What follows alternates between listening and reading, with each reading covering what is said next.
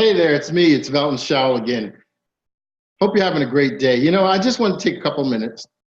I was sitting here and just got off an interview and thought I'd just leave you a couple of things because something's been on my mind in the last couple of days. And I thought it would be something that would help you from a leadership role, whether you are leading an organization, whether you're leading just yourself, or you have children or anybody that you encounter. Because the principle that I want to talk about right now is something that is not unique, but it's something that everybody wrestles with.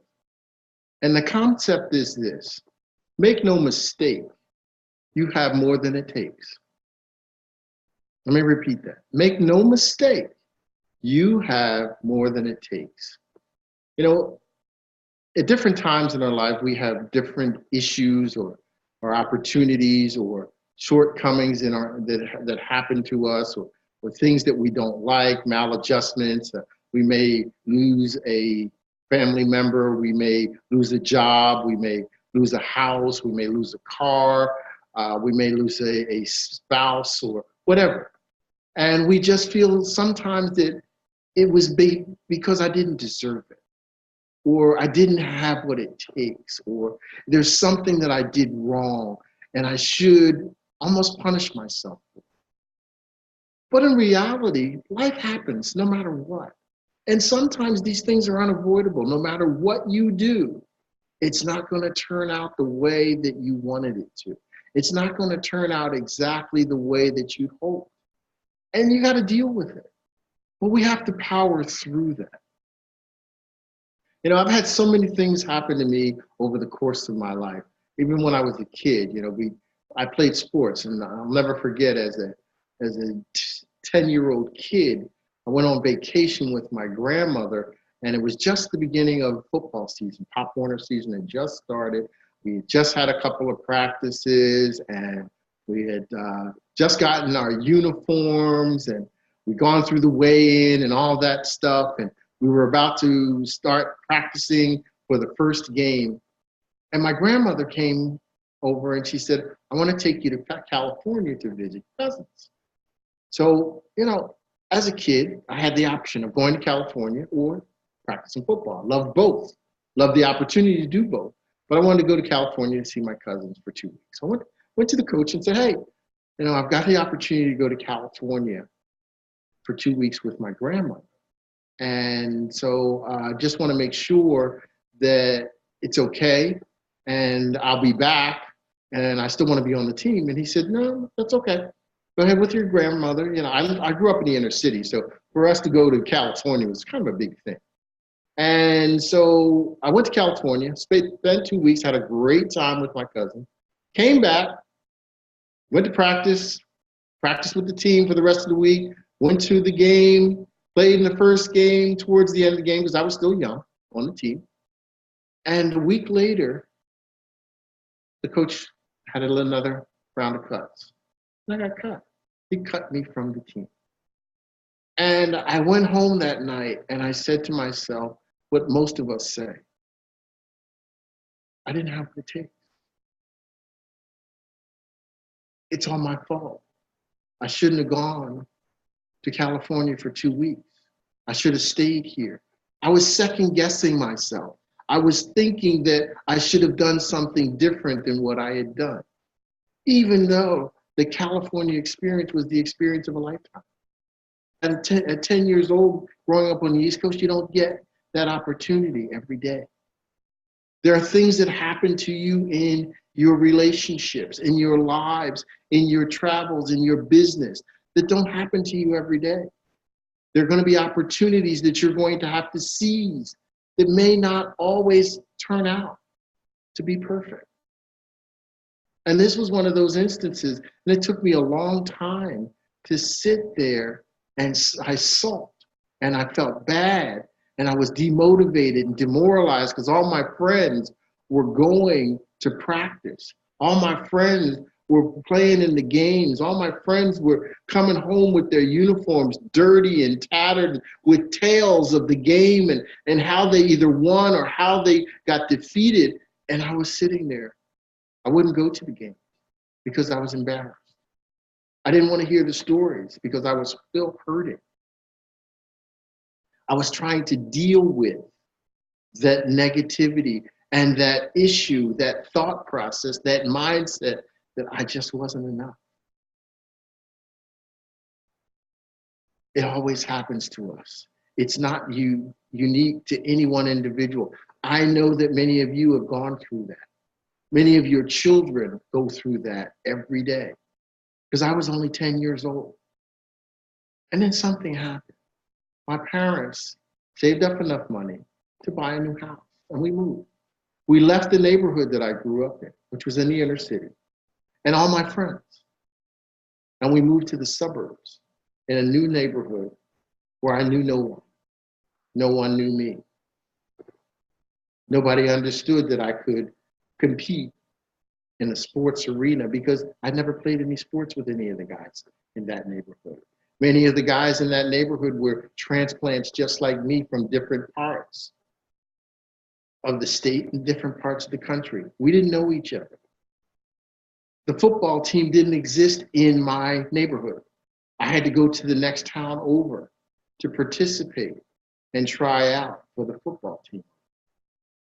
And when I stepped on the field, it was like stepping into a new world. Many of these kids had played together the year before and knew each other. Many of these kids lived side by side and knew each other, went to school together. None of these things did I have in common with any of them. A lot of times, we don't have the opportunity to have the comfort that we'd like to have when the new situation arrives. So again, I'm sitting there saying to myself, am I good enough? Am I qualified to be on this team? And I went to practice with them, and I started to work on my skills. I started to work on learning their plays, learning their idiosyncrasies and the little unique things that they like to do. And as we got into practice and time progressed, the coaches began to recognize that maybe I had some talent. Maybe I would be an asset to the team. And sooner or later, I became a member of the team. And my confidence started to rebuild. My attitude towards being a part of the team started to reignite.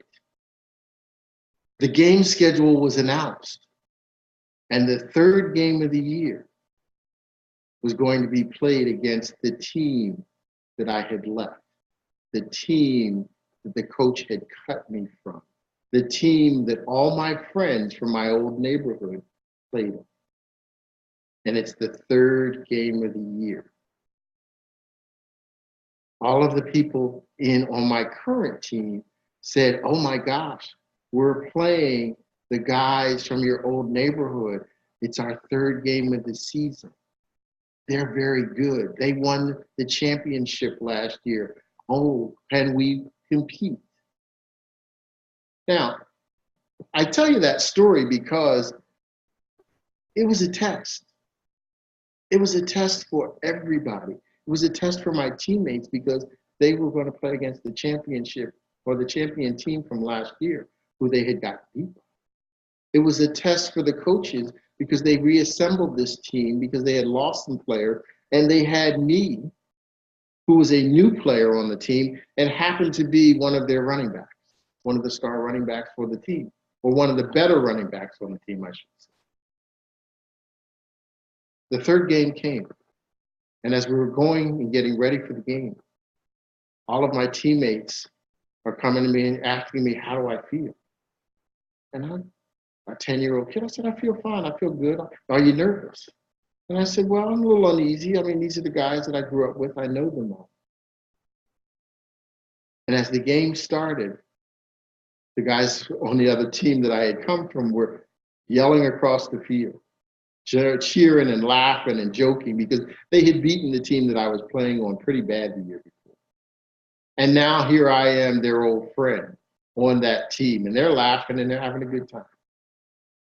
And they're saying how they're going to make sure that I don't make a difference in this game. Well, to make a long story short, we didn't win the game. They had a very good team. And they won the championship again that year. But something happened during that game. We ran the first set of plays, and they gave me the ball twice. And I made pretty good progress with the ball. Even though they tackled me, things didn't feel as bad as everybody thought they might. Even I might have thought they would.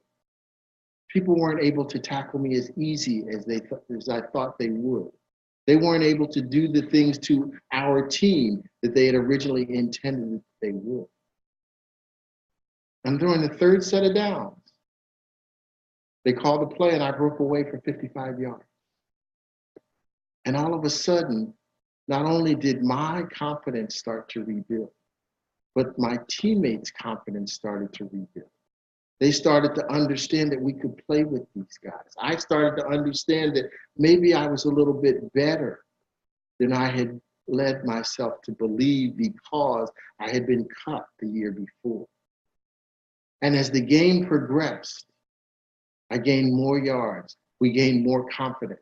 We started to put them in a position where they were back on their heels a little bit. They were leading the game, but we started scoring. We started doing a better job. Their coach started yelling things that he had not yelled in the first quarter or the first half. He was getting nervous. He was getting scared that maybe this team that he had discounted, maybe this kid that he had cut the year before, was going to do something that he did not want to happen. At the end of the game, we lost the game by 1 touchdown. And we walked across the field to shake hands. And all of the guys that I had grown up with and all the guys that were on the other team were laughing again and they were joking. And they all came over and they jumped up and down. They hugged me and said, "Man, you scared us. We thought we were going to kick your butt. And you guys hung in there pretty well. And man, you have gotten to be a lot better than you were last year. We wish you were with us this year."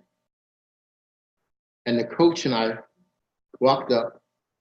We shook hands and he said, "I didn't realize that you were as talented as you are. Good luck with your new team, and I wish you the best." That day, I realized that the attitude of making a mistake, that you don't have what it takes, can be turned around, but can only be turned around by you. Can only be turned around by your thought process. Can only be turned around by you continually working on yourself to improve yourself to be a better you. But make no mistake, and I mean this sincerely from the bottom of my heart, make no mistake, you have and you were built by God with more than it takes. I'm Velton Schauer. That's my message for today. It's just been on my mind and I thought I'd share it with you. I hope that it helped you. I hope that it helped someone find their way out of a depressed situation into feeling that they are a better them and they have what it takes, because if God doesn't make mistakes. Have a great day.